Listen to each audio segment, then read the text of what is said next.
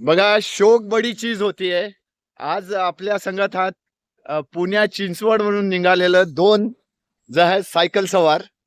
अ, आपला इंट्रोडक्शन द्या. सर्वप्रथम कोकणी न्यूज वर तुमचं स्वागत आहे. धन्यवाद. हा. माझं नाव विठ्ठल गवसने. मी माझे नौसैनिक आहे. अरे वा. हा.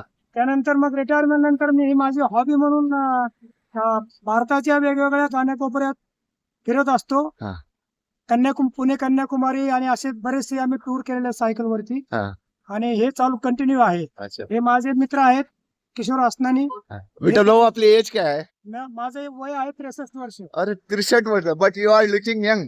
थँक्यू. आर्मी मॅन आहे ना. हा. सर, तुम्ही काय बोला?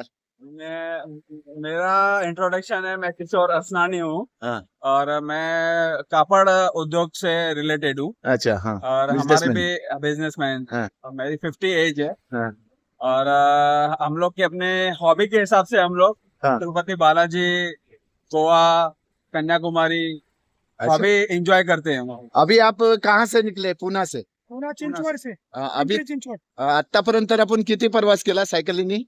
आता 107 आणि हे 100 200-250 किलोमीटर झाले आमचे. अच्छा, तुमची टीम पण तुमच्या बरोबर आहे. सपोर्ट टीम आहे माझ्या. सपोर्टिंग टीम आहे. हा. सर, तुम्ही कोणता असा न्यूट्रिशन खाता, कोणते असे पदार्थ खाता की नॉर्मल होममेड फूड. हा.